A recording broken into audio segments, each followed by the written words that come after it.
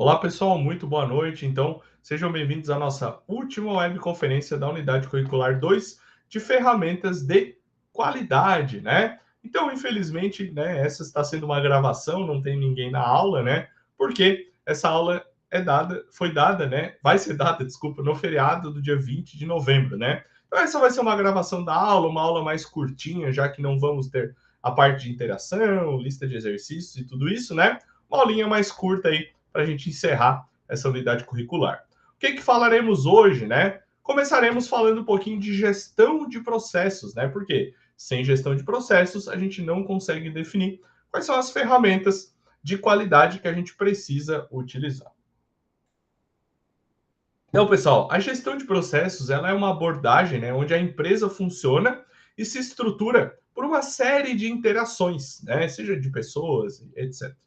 Inclusive, né, a interação da empresa com o ambiente externo, né, onde as demandas dessa empresa exigem ali soluções complexas que não estão evidenciadas no organograma, como o cliente, o produto ou o serviço e o fluxo de trabalho. Então, de uma maneira bem simplificada, para que a gente entenda melhor, né, processo é um conjunto definido de vários passos para realizar uma tarefa, tá? Opa. E quais são os tipos de processo que a gente tem, certo? Então, todo o trabalho realizado nas empresas, ele faz parte de algum tipo de processo. Embora a gente tenha várias e várias classificações de diferentes modos de a gente olhar, né, diferentes prismas de a gente estar olhando, os mais usuais são, primeiro, processo gerencial ou processo de gestão. Esse é um processo de natureza gerencial, né, nível de gerência, não operacional. Então, por exemplo, aprovação de orçamento para desenvolvimento de um novo produto. Esse é um processo gerencial. Segundo, processos de apoio. São processos que sustentam os processos principais da empresa. Esses são processos que fornecem produtos, insumos, equipamentos, tecnologias, software, recurso humano e informação. Então, esse apoio é o que viabiliza o funcionamento de vários outros subsistemas das empresas e acabam garantindo o suporte adequado para os processos finais. Por exemplo, um processo de compra, é dali que saem os produtos para a gente fabricar. E terceiro, processos principais do negócio, que também são conhecidos como processo fim, ou processo primário, ou macroprocesso. Esses são processos que agregam valor diretamente para os nossos clientes. Então, esses são processos que estão envolvidos na geração de um produto ou de um serviço e também na sua venda, né? Também lá na parte de pós-venda, disposição final. Então, esse é um processo, por exemplo, que toda empresa tem, que é o processo de venda. Então, esse é um processo principal do negócio ou processo fim, tá? Quais são as etapas para a gente gerir alguns desses três processos que a gente tem aqui? Então, a gestão de processos, pessoal, ela deve ser utilizada nas empresas porque ela gera uma série de benefícios, tá? Como? Essa gestão de processos vai facilitar a comunicação e o trabalho em todos os setores da empresa, vai ajudar e facilitar o planejamento, a liderança e o controle de tudo que é feito lá dentro da empresa, é um instrumento eficaz na busca de satisfação do cliente e contribui para os sistemas de gestão à qualidade e é um dos requisitos do Prêmio Nacional de Qualidade, que a gente vai falar um pouquinho na próxima unidade curricular. Então, pessoal, gerir processos envolve a gestão de várias etapas que não podem ser excluídas de maneira nenhuma. Pelo contrário, essas etapas acabam se correlacionando ou se completando. Por exemplo, modelar, padronizar, executar, analisar, implementar ações corretivas, tudo isso inclui um processo geral. Eu não posso vir ali e tirar a parte de analisar de fora. Não, e tudo isso tem correlação. Então, essa é a parte de gerir esses processos, entender que tudo está correlacionado de alguma maneira. E a modelagem desses processos, pessoal, acaba sendo uma atividade de representação dos processos da empresa.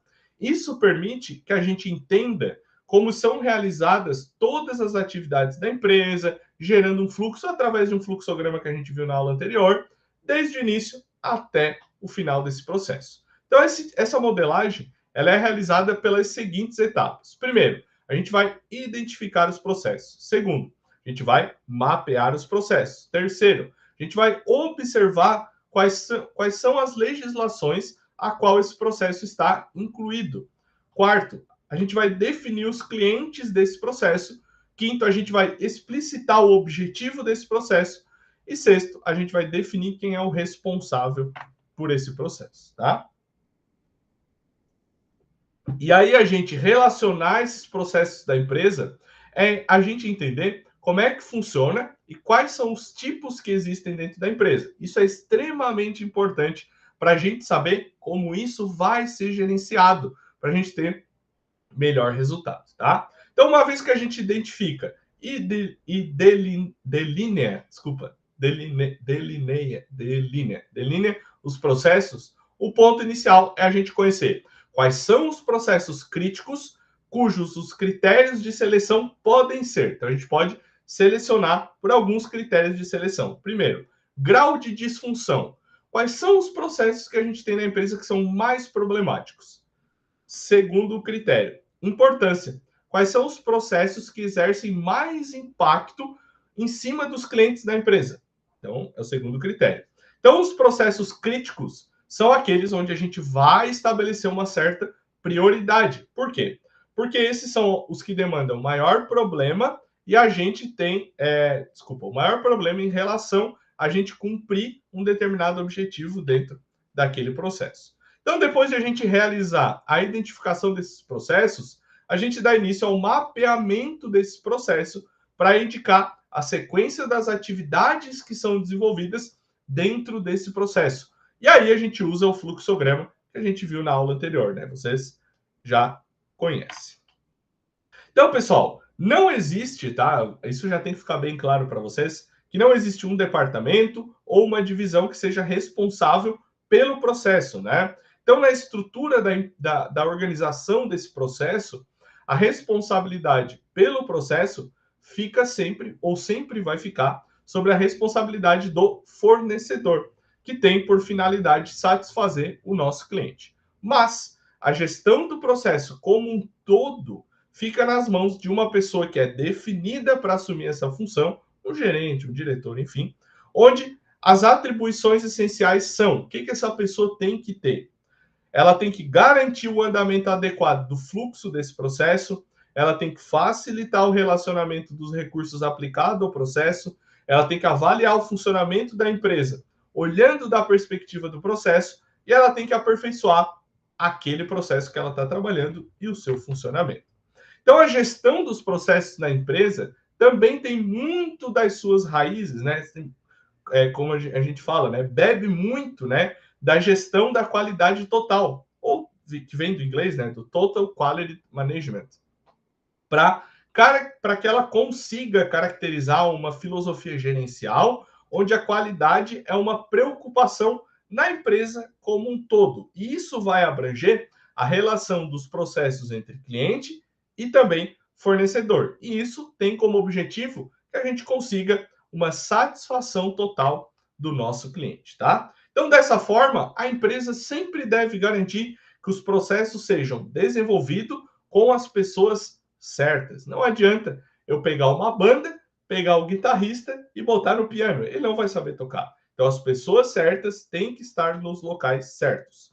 E para a gente conduzir essas pessoas, cada empresa vai manter os seus departamentos de recursos humanos, cuja função é a gente conseguir desenvolver competências para cada área de domínio técnico necessário para que esse processo funcione muito bem.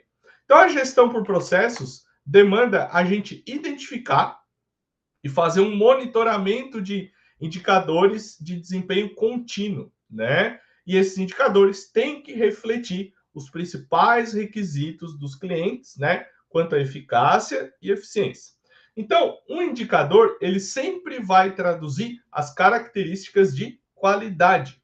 Então, ele vai trazer uma descrição breve e completa sobre as necessidades que o nosso cliente tem para as saídas do processo. Então, é a forma de a gente conseguir transformar em realidade a ideia que o nosso cliente tem de qualidade. Porém, se os indicadores de qualidade não me refletirem inteiramente as necessidades do nosso cliente, essa garantia de qualidade ela pode não prover uma qualidade adequada. Se os indicadores refletem o que está acontecendo em um processo, isso torna uma base para a gente melhorar o nosso processo, uma vez que a gente consegue melhorar, que a gente consegue medir. Então, a partir dos indicadores, a gente pode definir todas as metas que a gente pode alcançar por um processo de um determinado período de tempo. E aí, pessoal, vem um ponto muito importante que é a padronização. Então, a gente padronizar é a gente tornar esses processos mapeados, os indicadores e metas bem definidos, né? E as tarefas também. E aí a gente torna isso em um padrão de trabalho. Isso proporciona bons resultados e segurança nas ações do nosso trabalhador. Então, somente com esse processo validado, junto a quem vai executar, é que a gente pode começar uma padronização. E adotar esses padrões operacionais acaba, né? Deixa eu abaixar o ar aqui. Acaba, né? Levando a uma redução de erros e falhas e a gente vai eliminar o desperdício, seja de tempo, de energia ou de material. Porém, a gente precisa, né, de uma capacitação das pessoas responsáveis para executar esses fluxos de trabalho. Tá? E aí, pessoal, melhorar esses processos requer um exame do modo de como as várias etapas do processo vão acabar se relacionando umas com as outras, e o objetivo disso é a gente simplificar ou ainda eliminar algumas tarefas que não precisam existir ou não agregam a valor para o nosso resultado final. Então, o maior potencial de melhoria, muitas vezes, é onde a gente encontra nas áreas funcionais, analisando o fluxo de processo que foi desenhado, olhando todas essas áreas, área a área, tá?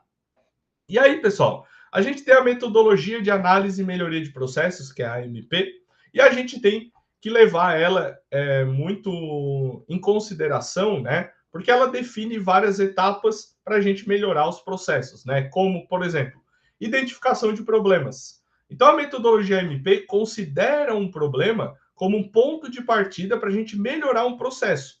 Esses processos devem ser acompanhados e monitorados, né, pelos indicadores, onde a gente já tem esses indicadores definidos.